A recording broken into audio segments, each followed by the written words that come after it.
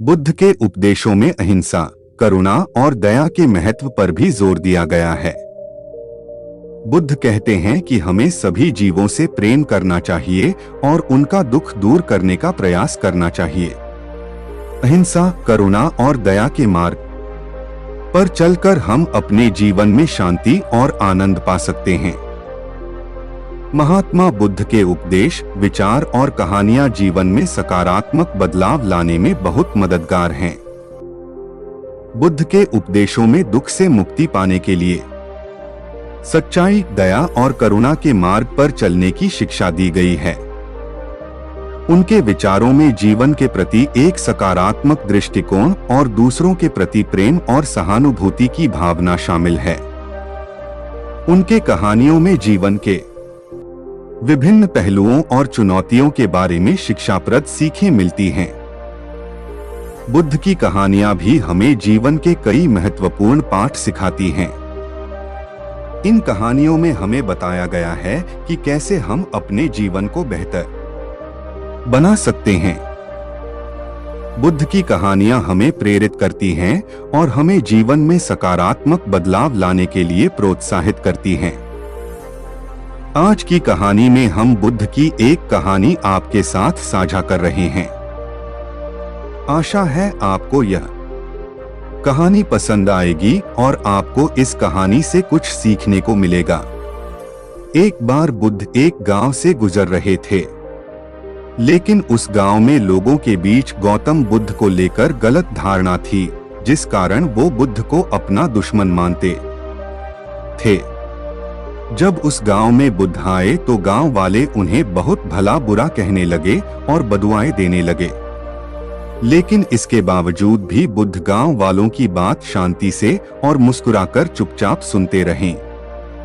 गांव वालों ने देखा कि उनकी बातों का बुद्ध पर कोई असर नहीं हो रहा है और वे विनम्रता से उनकी बातें सुन रहे हैं। गांव वाले जब बोलते बोलते थक गए तो आखिर में बुद्ध ने कहा कि यदि आप सभी की बातें समाप्त हो गई हो तो मैं अब प्रस्थान करूं। बुद्ध की बात सुनकर गांव वाले हैरान रह गए, लेकिन उस भीड़ में एक व्यक्ति ने बुद्ध से कहा कि हमने तुम्हारी कोई प्रसन्नता नहीं की है, हम तुम्हें बदुआएं दे रहे हैं। क्या तुम्हें इससे कोई फर्क नहीं पड़ता? बुद्ध मुस्कुराते हुए बोले, जाओ, मैं आपकी गालियां या बद्दुओं को लेता ही नहीं। आपके द्वारा दी गई गालियों से भला मेरा क्या होगा? जब तक कि मैं आपकी गालियों को स्वीकार ही नहीं करता, इसका कोई परिणाम ही नहीं होगा। जानते हैं, कुछ दिन पहले एक व्यक्ति ने मुझे बहुत सारे उपहार दिए, लेकिन मैंने उसे लेने से मना कर दिया। जब मैं लूंगा ही नहीं तो कोई मुझे कैसे दे पाएगा? बुद्ध ने पूछा, बताइए, अगर मैंने उपहार नहीं लिया तो उपहार देने वाले व्यक्ति ने क्या किया होगा? भीड़ में से किसी ने कहा, व्यक्ति ने अपने उपहार को अपने पास रख लिया होगा।